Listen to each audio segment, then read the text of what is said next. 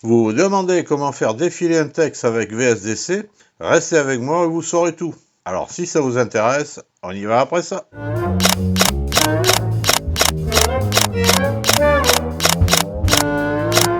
Bonjour. Animer un texte est un effet que beaucoup de vidéastes aiment utiliser pour donner du peps à leurs vidéos.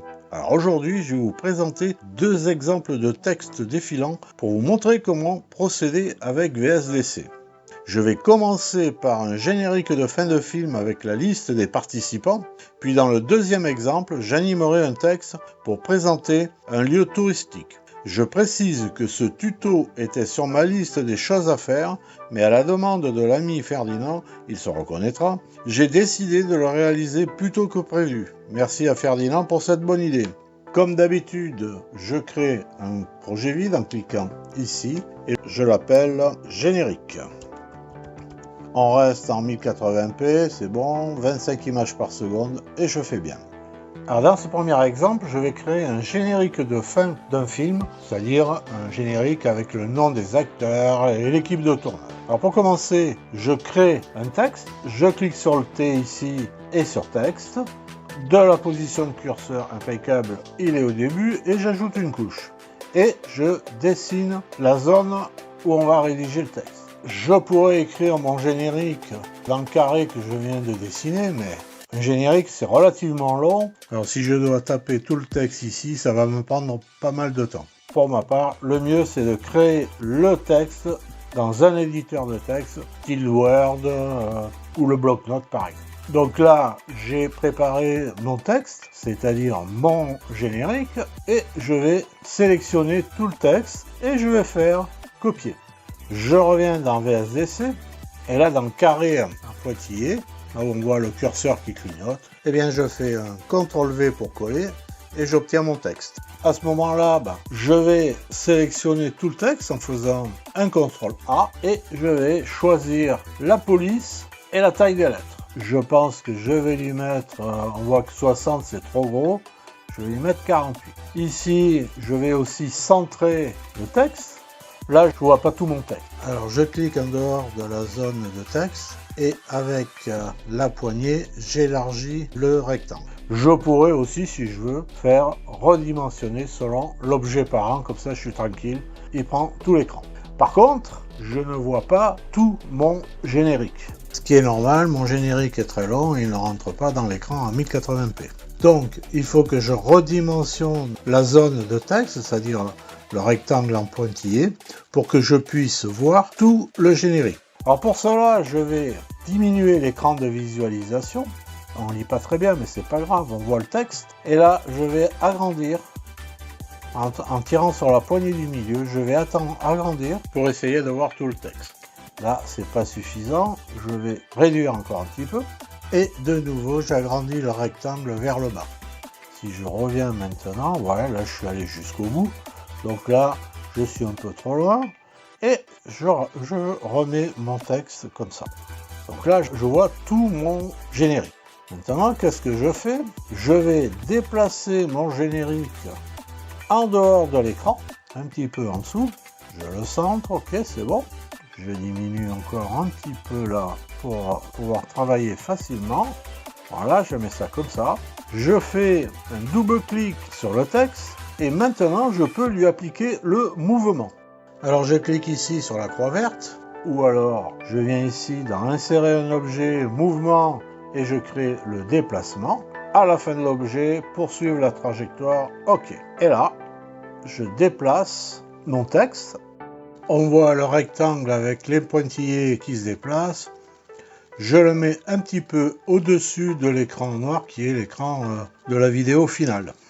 Maintenant, je vais vérifier que les coordonnées horizontales des deux points sont identiques. Sur le point numéro 1, la coordonnée X1 qui est à 960, et je vérifie sur le deuxième que la coordonnée X1, je sois aussi à 960. Sinon, ça va partir en biais dans un sens ou dans l'autre. C'est très simple, ici j'ai 964, j'ajuste à 960. Voilà, je réagrandis mon écran de visualisation. Je le mets un peu plus grand et je fais une lecture. Et on voit le générique qui défile. mais c'est un petit peu rapide. Alors ici, on voit que le texte a une durée de 10 secondes.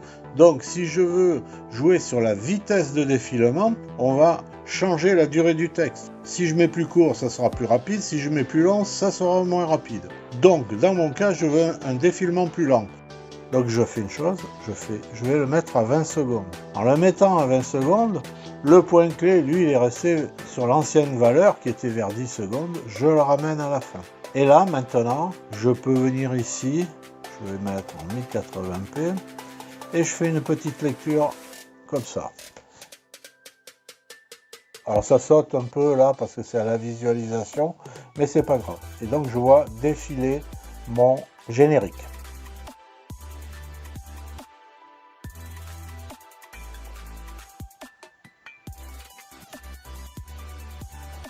Je trouve que ça va un peu vite. Je vais faire une chose, je vais le mettre à 30 secondes, hop, je refais ma lecture avec la prévisualisation, et là, on a une vitesse qui est un peu moins rapide.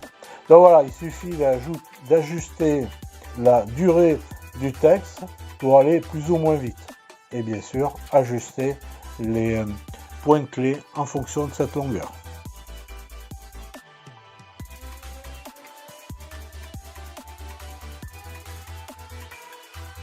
Je reviens sur la scène 0, j'ai mon texte qui est sur un fond noir, ce qui est le plus courant à la fin de certains films. Si je voulais, je pourrais mettre une vidéo, hein. Par exemple, je vais mettre une vidéo, tiens, la montgolfière, voilà, de la position du curseur dans une nouvelle image.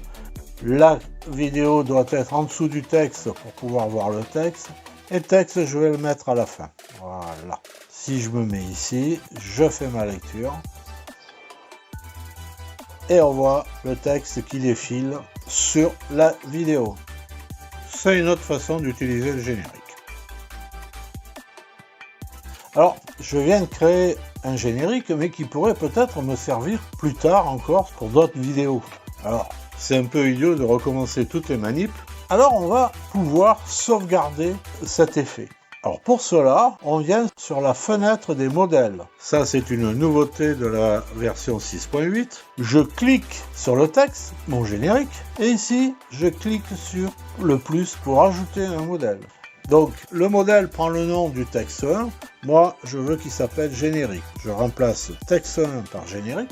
Et voilà, c'est terminé. Alors, imaginons que je crée un nouveau projet et que je veux mettre le générique. Eh bien, il me suffit, dans la fenêtre des modèles, de cliquer sur générique et de le faire glisser sur la timeline. Et je fais une lecture. Et je me retrouve avec mon générique qui défile. Et la seule chose à faire, ce sera d'ajuster la durée si besoin. Voilà pour le premier exemple. Alors dans ce deuxième exemple, je ne vais pas réaliser un générique, mais l'animation d'un texte pour décrire un lieu. En l'occurrence, ce sera la ville de Saint-Tropez. Donc en off, j'ai créé un projet que j'ai appelé défilement. D'abord, je vais insérer la photo de la ville de Saint-Tropez. Voilà, je fais insérer la photo et je fais ouvrir. De la position du curseur, j'ajoute une couche. Donc, je vais créer un texte que je vais mettre sur le côté gauche de la photo. Et comme précédemment, j'ai préparé mon texte dans Word. Alors, premièrement, je crée la zone de texte, je clique sur le T, sur un texte, de la position du curseur, ok, j'ajoute une couche, et je dessine un rectangle qui représente la zone de texte. Alors, je pourrais bien sûr écrire mon texte, mais comme je l'ai préparé, je ne vais pas m'embêter, je vais dans mon document Word, je sélectionne le texte, je fais un clic droit et je copie. Je reviens dans VSDC, et je fais un CTRL V. Comme tout à l'heure, la police est un peu importante puisqu'elle est à 60. Alors, je vais cliquer n'importe où sur le texte. Je vais faire un CTRL A pour sélectionner tout mon texte. Je vais, si je veux, choisir la couleur. Bon, là, c'est blanc, je vais laisser blanc. Mais bon, on peut changer la couleur. On peut changer la police. Moi, je vais laisser en Arial. Et ici, je vais lui mettre une taille de 48. On voit que le texte remplit bien le rectangle, mais je vais quand même agrandir un petit peu le rectangle. Donc je clique à côté et je clique de nouveau sur le texte de façon à agrandir un petit peu la zone pour être sûr que toutes les lettres sont bien prises à l'intérieur. Là, je change un peu la dimension. Je reclique dans le texte, je refais un CTRL A et je vais centrer mon texte. Quand ça c'est terminé, je vais passer à l'animation. Alors pour l'instant, je n'ai pas besoin de la photo. Je vais travailler sur un fond noir, donc je mets la photo en invisible en cliquant ici sur l'œil. Voilà. Alors avant d'aller plus loin, je vais décrire mon animation. Le texte va venir du bas pour s'arrêter à gauche et au milieu, et il restera à cette position pendant un certain temps, puis il sortira de l'écran par le haut. Alors comme tout à l'heure, pour pouvoir faire mon animation, j'ai besoin de réduire l'écran de visualisation, donc je vais réduire pas mal, voilà. Je vais prendre mon texte et je vais le mettre en dessous de l'écran, voilà, c'est pas mal. Pour appliquer le mouvement là, avec cette croix, elle est grisée, je dois double-cliquer sur le texte. Maintenant, elle est verte. Je clique sur mon outil mouvement. À la fin de l'objet, poursuivre la trajectoire, très bien. Et je déplace mon texte pour être à peu près à gauche et au milieu de l'écran. Je vais quand même agrandir pour être sûr de mon coup. Voilà, donc je vais vérifier maintenant que les deux points ont la même coordonnée en X. Je me mets sur le point 3. Je suis à 520.5, je vais sur le point 4, je suis à 557, je vais me mettre 520 et l'autre aussi je vais le mettre à 520. Pour ce qui est du point 4 ici, je trouve que je suis un peu bas, donc je vais modifier la valeur Y pour le remonter un petit peu. Voilà, là je suis pas mal. Et maintenant je fais une petite lecture pour voir le résultat. Voilà, on voit que le texte défile tranquillement pour arriver au milieu gauche.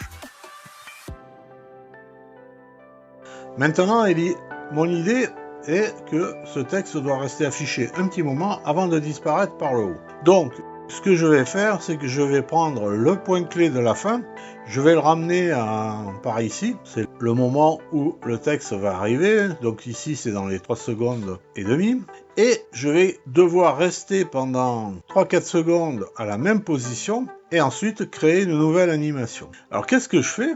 Je prends ce point, ici ou ici, et je fais copier. Je fais un copier-coller, je clique dans la timeline, clic droit et je fais coller. Et je vois que là, j'ai le point 4 et le point 5. Les deux points sont ici, sont en jaune. Si je clique, je vais en déplacer un. En fait, je suis sur le point 4, comme on peut voir en haut à gauche. Si je déplace, les points ils se suivent. Alors ça vient du fait que les points ne sont pas définis comme étant un point de départ de trajectoire. Alors ce qu'on va faire, on va repartir de 0. Je vais effacer le point 5. Je prends le point 4, ici, je le remets à la même position aux alentours de 3,5. Et je viens ici dans la fenêtre des propriétés et je mets oui à point de départ de la trajectoire. Le point est devenu marron. À ce moment-là, je le copie, comme tout à l'heure, clic droit, copier, clic droit, coller. J'ai un nouveau point qui est le point 6. Et les deux points sont superposés puisqu'ils ont exactement les mêmes paramètres. Si je clique, on voit que j'ai le point 4 qui se sélectionne. Je le déplace un petit peu. L'autre, on n'a pas suivi parce qu'on est en point de départ, oui. Donc je prends le point 6, le numéro 3, et je le déplace vers 7-8 secondes par là. Celui-là, il est à 3,5, un peu... Il est vers 3,4, bon ça va très bien, hein, on va le laisser. Je me mets ici sur ce point et je vais créer une nouvelle animation pour faire sortir le texte de l'écran. Alors comme tout à l'heure, je vais diminuer l'écran de visualisation pour pouvoir travailler. Je clique sur l'icône mouvement, paf paf, pareil, la fin, track, poursuivre, et je fais OK. Et je déplace le texte en dehors de l'écran. Et j'ai un point clé qui s'est créé ici en jaune. Alors je vais un petit peu agrandir. Je vais revenir au début, on fait une petite lecture. Donc pendant 3 secondes, le texte arrive là. Il bouge plus. Et à partir de 7-8 secondes, il part très vite. Donc l'animation est celle que j'avais voulu. Le texte arrive d'en bas pour arriver au milieu de l'écran. On reste pendant un moment et ensuite il sort de l'écran. Seulement la purée où il est fixe au milieu de l'écran, où on le voit, n'est pas assez longue pour qu'on ait le temps de lire tout le texte. Alors ce qu'on va faire, comme tout à l'heure, je vais rallonger la durée du texte, qui est à 10 secondes. Je pense que je vais le mettre à 20 secondes, ça suffira. Je redouble-clique pour avoir accès aux points clés. Je m'aperçois que les points clés, ils sont restés comme tout à l'heure aux positions d'origine quand on était à 10 secondes. Déjà, celui-ci, je vais le mettre à la fin. Je vais me mettre aux alentours de 6 secondes avec les flèches. Et je déplace le deuxième point clé à 6 secondes. Et le troisième point clé, je vais le mettre aux alentours de 18 secondes. Voilà, 18 secondes. Et je mets le point clé ici. Le texte va mettre 6 secondes pour apparaître. Il va rester fixe pendant 12 secondes. Et en 2 secondes, il va sortir de l'écran. On fait un petit test. Hop, le texte arrive. Voilà, on peut le lire. Donc on le lit. Tranquillou. Et maintenant, là, on approche de l'avant-dernier point clé, et hop, il sort très vite de l'écran. Je reviens sur la scène principale, la scène 0, et maintenant je vais mettre la photo en visible. Alors la photo, elle est aussi à 10 secondes, je vais la mettre à 20 secondes, comme ça, ça sera tout le temps de l'animation, et je fais une lecture. Donc on voit très bien ce qui se passe. Bon, là j'arrête. La seule chose qu'on s'aperçoit, c'est que le texte n'est pas forcément très visible sur la photo. Il y a des zones où ça va, mais des zones là où il y a les maisons derrière, c'est pas terrible. Alors soit je pourrais tenter de changer la couleur de la police, mais moi je vais faire autre chose. Je vais lui mettre une couleur en arrière-plan. Alors pour cela, je vais réduire l'écran de visualisation. Ouais, 12%, c'est pas mal. Je me remets au début. Et là, je vais insérer un rectangle. De la position du curseur, j'ajoute une couche et je fais OK. Et là, je vais dessiner mon rectangle autour du texte. Mon rectangle est dessiné, mais il est sur la première piste. Donc, automatiquement, il masque le texte. Donc, ce qu'il faut, c'est mettre le rectangle en dessous du texte. Avec la flèche verte ici, je descends le rectangle sur la piste 2. J'agrandis un peu l'espace. Alors mon texte est blanc et mon rectangle est blanc, donc ça fait blanc sur blanc, c'est pas terrible. Alors ce que je vais faire, je vais changer sa couleur. Alors ici sur couleur, je clique sur les 3 points et je vais lui mettre un gris. Je vais dans personnaliser et je vais un petit peu éclaircir ce gris. Et je fais OK. Donc là, on voit que j'ai mon rectangle qui est devenu gris et on voit mieux le texte. Alors là, je peux ajuster un peu mieux le rectangle pour que le texte soit bien centré. Je l'élargis un petit peu là. Je lui mets un petit coup là. Ici, je le remonte. Et là, je peux le mettre en place. Bon, maintenant, si je fais une lecture, mon texte se déplace, mais pas le rectangle. Ce qui est normal, je n'ai pas créé d'animation pour le rectangle. Donc maintenant, il faut refaire les mêmes animations pour le rectangle. Alors, bon, ça va prendre un peu de temps. Alors, le plus simple, c'est de venir ici sur le texte. Je copie, je clique sur mouvement ici. Dans l'explorateur des objets, je clique sur mouvement et je fais copier. Je viens dans le rectangle, je fais un double clic ici, un clic droit et coller. Et magie, j'ai les mêmes points clés à la même position. Donc si maintenant je fais une lecture, le rectangle se déplace en même temps que le texte. Donc je m'arrête là, je vais agrandir un petit peu. Alors, le seul souci, c'est que mon texte a un fond qui n'est pas transparent et on voit plus la photo. Donc ça serait bien d'avoir un arrière-plan un petit peu transparent. Alors pour cela, je reviens sur la scène principale, je suis sur le rectangle et qu'est-ce que je fais? Ici, je lui mets un mode de fusion qui s'appelle Multiply. Et là, on voit qu'on a un fond qui est devenu transparent. Et on voit bien le texte et aussi la photo de dessous. Pour voir le résultat, on va utiliser l'écran de prévisualisation. Pour ça, je vais le mettre à 1080p et je fais une prévisualisation. Bon, ça saccade, mais quand on enregistre, on exporte, ça saccade plus. Voilà, le texte s'arrête. On a le temps de le lire tranquillement. À 18 secondes, le texte s'en va.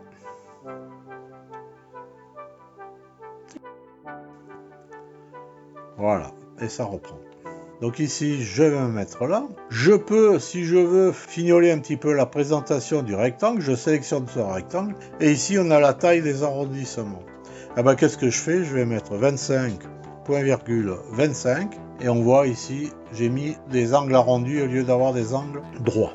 Donc maintenant, comme tout à l'heure, je peux sauvegarder cette animation, le texte et le rectangle.